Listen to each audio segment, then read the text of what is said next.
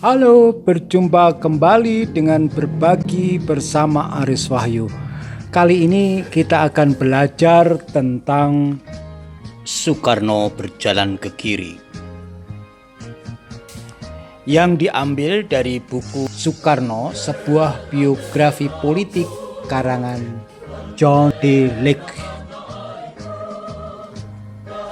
Dengan demikian pada tahun 1960 Presiden, tentara dan PKI telah menjadi kekuatan pokok dalam susunan politik Indonesia. Dan sejarah demokrasi terpimpin sebagian besar adalah sejarah bergesernya perimbangan kekuatan antara ketiganya. Riwayat hubungan Soekarno dengan tentara dan PKI adalah sangat penting untuk memahami bukan saja demokrasi terpimpin, tetapi juga seluruh tujuan dan sifat kepemimpinan Soekarno selama tahun-tahun sekitar perjuangan politiknya. Di sini pertama-tama akan diberikan penilaian tentang 3 periode kreativitas dalam kehidupan politik Soekarno. Yang pertama ialah periode akhir tahun 20-an ketika ia sebagai pendiri dan pemimpin BNI memberikan arah baru dalam nasionalisme Indonesia. Kemudian di zaman pendudukan Jepang, terlepas dari penilaian tentang kolaborasinya, ia telah menetapkan dirinya sebagai pemimpin terbesar dalam perjuangan nasional Indonesia. Akhirnya pada tahun antara 1956 dan 1959 sebagai tercipta demokrasi terpimpin. Memang dalam membentuk demokrasi terpimpin ia tidak sendirian, tetapi kemahirannya untuk bekerja dalam lingkungan politik yang ada membenarkan pendapat bahwa ia adalah penggerak utama dalam mengubah sifat pemerintahan dan politik Indonesia. Ketiga periode inilah yang paling menonjol dalam riwayat perjuangan Soekarno. Sebelum tahun 1926 adalah tahun-tahun persiapan, kita telah melihat ia terlambat masuk dalam pergerakan yang menjadikannya pemimpin nasional. Tahun 30-an ia berada dalam pembuangan. Selama revolusi, orang-orang lain mengambil alih mengontrol atas situasi dari tangannya. Martabat kepemimpinannya tetap besar dan bantuannya sangat penting dalam saat-saat kritis tahun-tahun itu, tetapi ia tidak memainkan revolusi itu. Tahun pertama setelah pengakuan kedaulatan, kita melihat ia gelisah tetapi tetap berada dalam batas-batas sistem keparlemenan. Hanya pada tahun 1957 ia bertindak menembus pembatasan-pembatasan terhadap dirinya. Tetapi bagaimana dengan tahun-tahun sesudah 1959?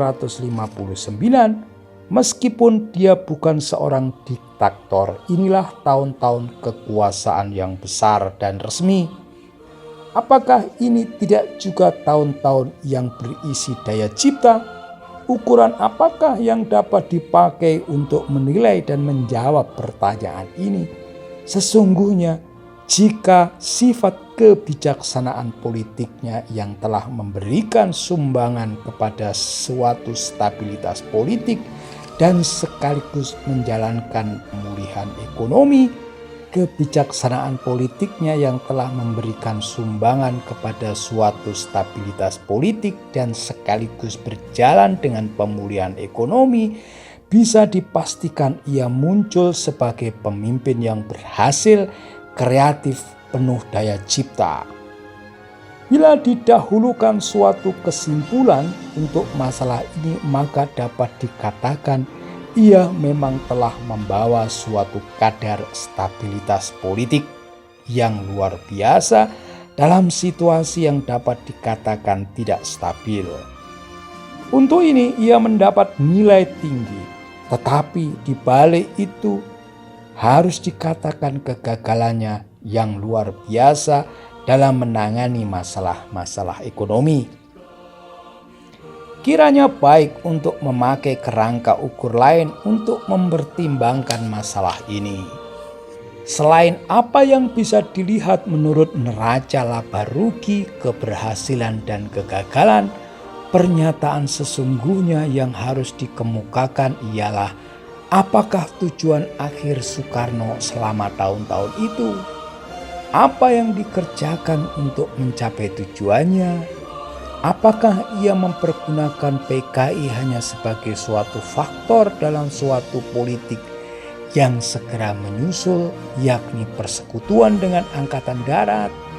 Apakah rencananya lebih jauh dari itu serta mengandung tujuan jangka panjang? Apakah ia singkatnya memang mendorong Indonesia ke jurusan kiri? Jika demikian, orang hanya dapat mencoba menafsir-nafsirkan kemahirannya dalam mengejar dan melaksanakan politik seperti itu. Sejak semula, demokrasi terpimpin tidak dapat diragukan hangatnya perhatian Soekarno terhadap PKI. Kemajuan serta tempat PKI yang terhormat sesudah itu sebagian besar telah turut ditingkatkannya. Menghadapi permusuhan dengan tentara terhadap PKI, ia menjalankan peran sebagai pelindung partai ini. Pada bulan September 1959, tentara mencoba mencegah PKI mengadakan kongres. Soekarno memutarbalikkan keputusan itu secara demonstratif. Ia memperlihatkan sikap yang secara terbuka, yakni menghindari dan menyambut kongres itu dengan pidatonya. Pada bulan Maret 1960 dalam pembentukan kabinet gotong royong, ia mengamankan posisi PKI dengan memberikan partai itu 30 kursi, 44 kursi untuk PNI dan 36 kursi untuk NU. Ia pun memasukkan wakil-wakil tambahan PKI dalam daftar golongan kekaryaan, dan seperti dapat dilihat kemudian ia juga mengusahakan membendung perasaan anti komunis para pemimpin tentara. Bagaimana kita menafsirkan sikap tindakannya ini? Demikianlah sekilas pertanyaan-pertanyaan apakah Soekarno sudah mulai berjalan ke kiri. Kita telah melihatnya sendiri dan semoga kita bisa mengambil hikmahnya.